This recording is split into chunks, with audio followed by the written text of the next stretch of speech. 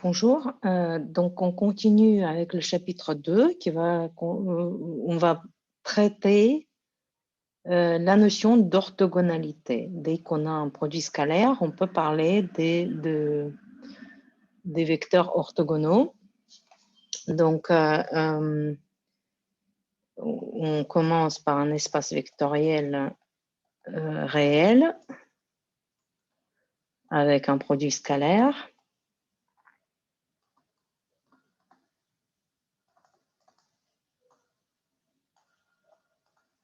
Ou bien complexe avec un produit hermitien.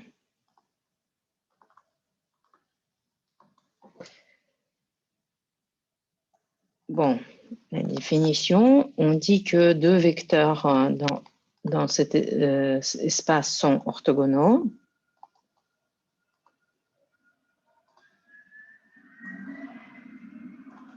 Si leur produit scalaire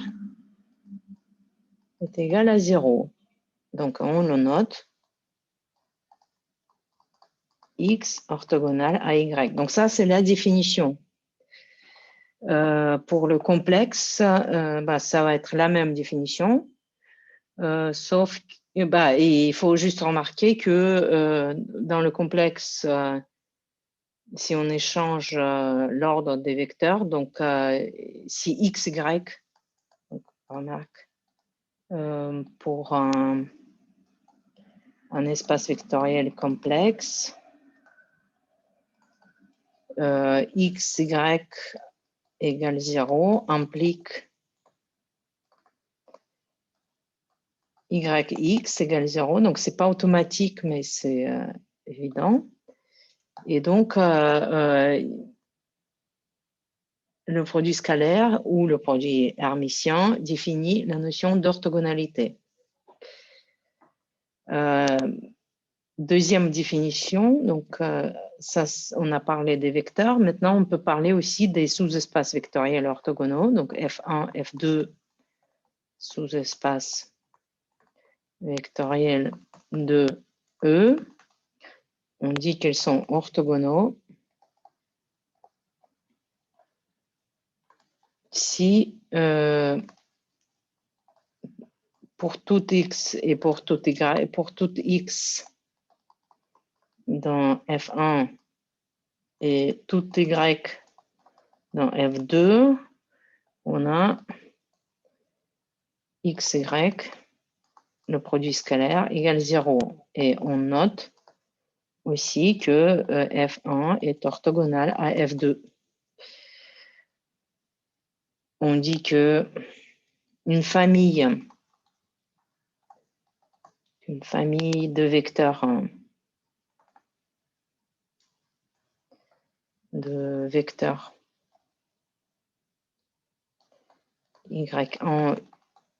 yn est orthogonale si pour n'importe quel couple de vecteurs yi, yj, leur produit scalaire est 0. Donc, bien sûr, ij ne doivent pas être égal à entre eux. Donc, c'est en n, de 1 à n. Le i et le j aussi. Et i n'est pas égal à j. Donc, si de plus, on a la longueur de chaque y égale à 1, donc pour tout i, on dit que y1, yn est une famille orthonormée. Parfois, on dit orthonormale aussi, mais bon, est une famille orthonormée.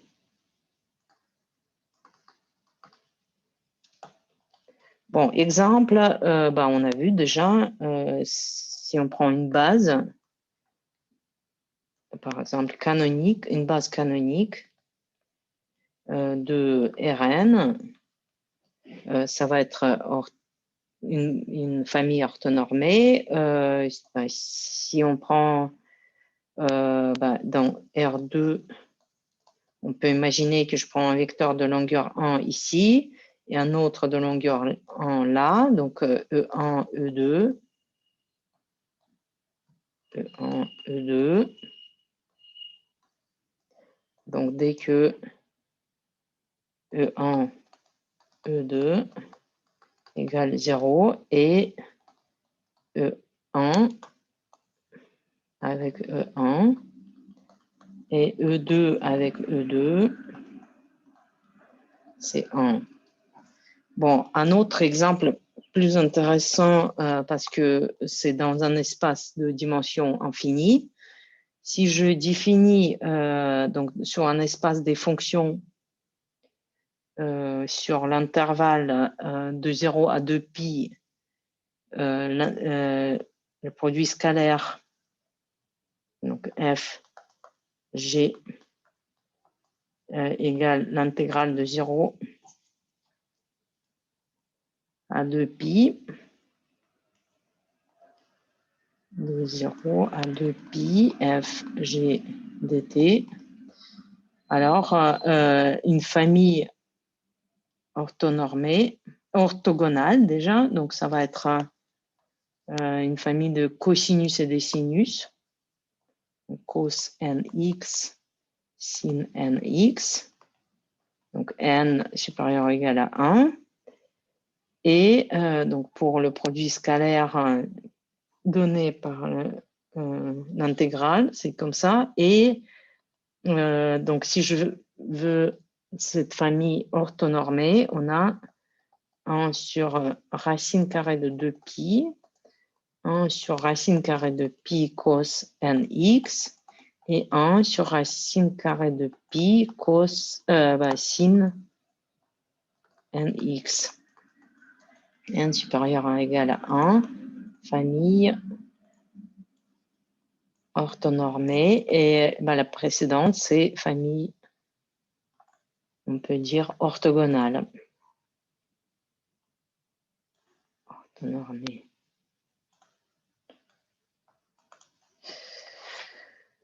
Bon, on verra que pour n'importe quel espace de dimension supérieure à 0, il existe une famille orthonormée qui constitue une base orthonormée. Donc, pour tout espace vectoriel de dimension supérieure à 0, il existe une base orthonormée. Bon, des bases orthonormées sont particulièrement utiles parce que c'est plus facile à vérifier que c'est une base. Par exemple, et les calculs sont plus simples. Donc, une proposition que soit U1, UM, une famille de vecteurs non nuls, non nul 2 à 2 orthogonales, nul 2 à 2 orthogonaux. Alors, cette famille est libre.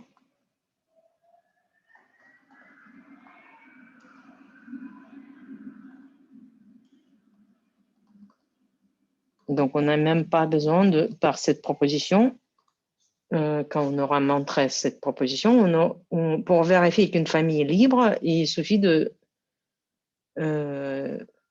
juste remarquer qu'elle est orthogonale. Donc, en effet, une démonstration. qu'est-ce qu'il faut montrer? Il faut montrer, pour montrer qu'une famille est libre, il faut montrer que si on a les coefficients C1, U1 plus CM, UM égale 0, alors ça implique que ces coefficients sont tous 0. Donc, c'est M égale 0.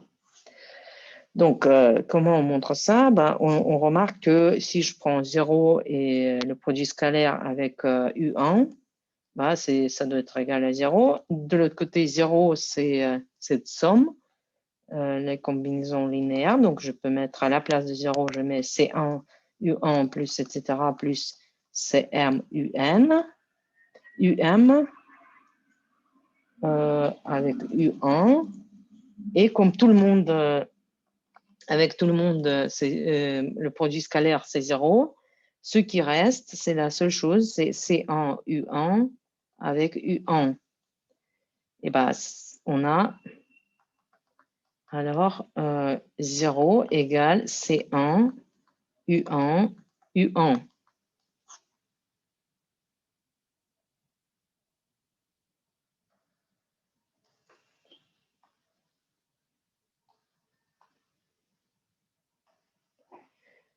Et ben, c'est le produit dans, donc ça, c'est pas égal 0. Alors, C1 est égal à 0. On peut faire la même chose car U1 n'est pas égal à 0. On a supposé ça. Donc, en regardant le produit scalaire avec chaque UI, on obtient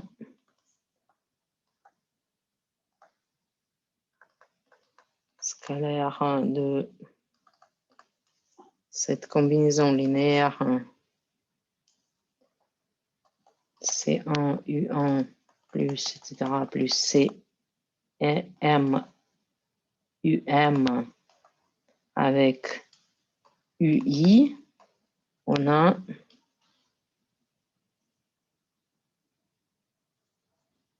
CI égale 0 pour tout I. Donc, on conclut que tous les coefficients sont 0 et la famille est libre. Alors, la famille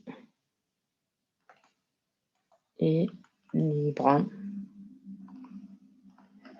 Donc, quelles sont les propriétés de cette orthogonalité de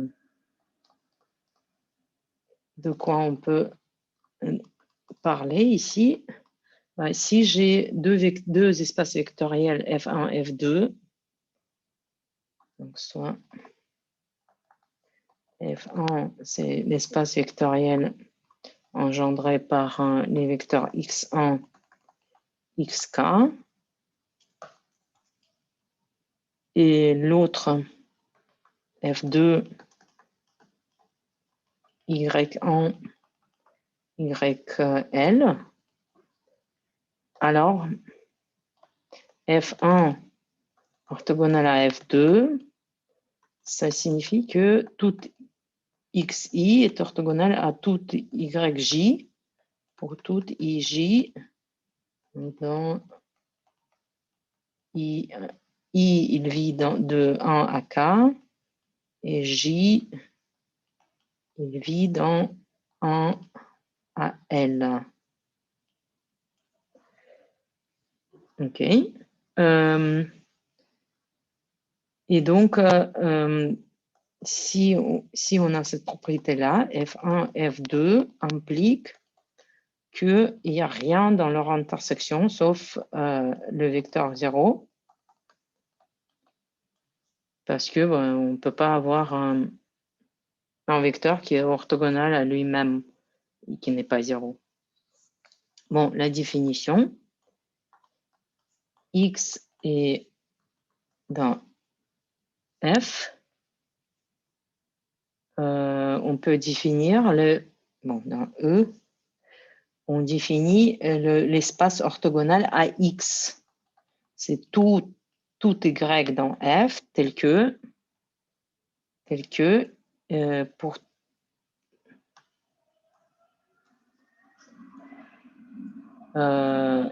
X, Y égale 0.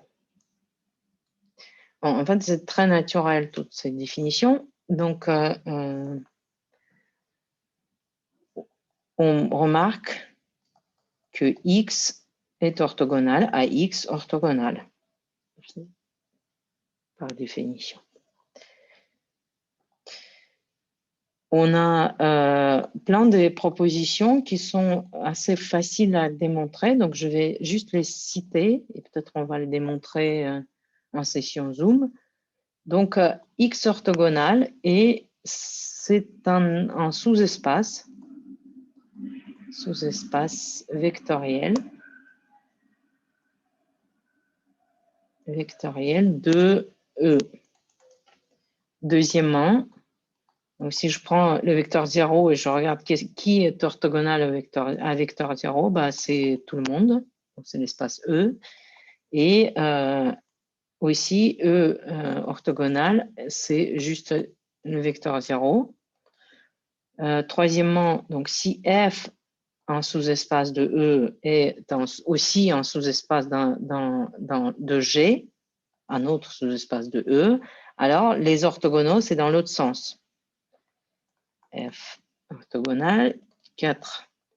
Donc, si je prends un vecteur V0, bon, je vais toujours prendre X orthogonal, c'est l'espace engendré par X, donc c'est la droite, et c'est l'orthogonal à cette droite. Et plus généralement,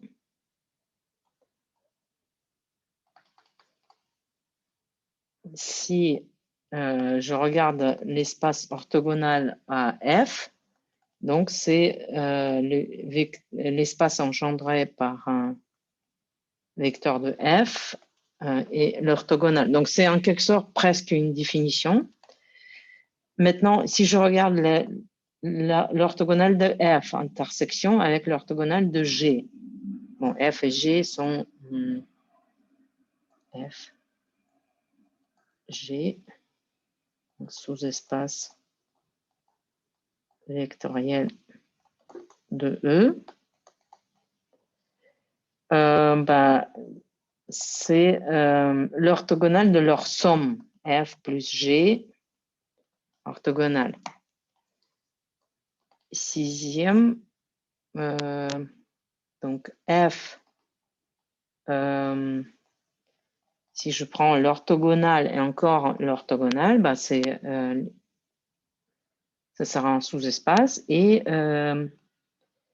septième, si je prends l'orthogonal de F plus l'orthogonal de G comme sous-espace, donc ça va être dedans F, l'intersection de G orthogonale. Donc ces deux-là, c'est des égalités.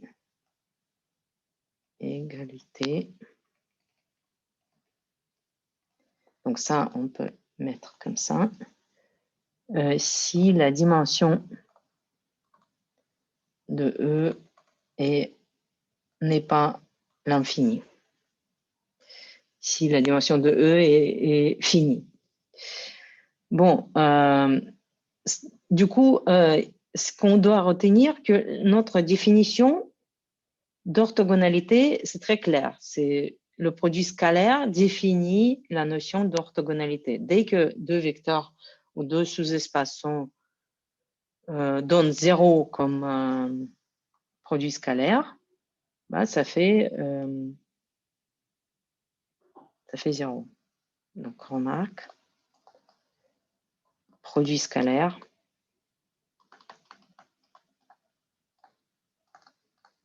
définit la notion d'orthogonalité dans un espace. avec ce produit scalaire.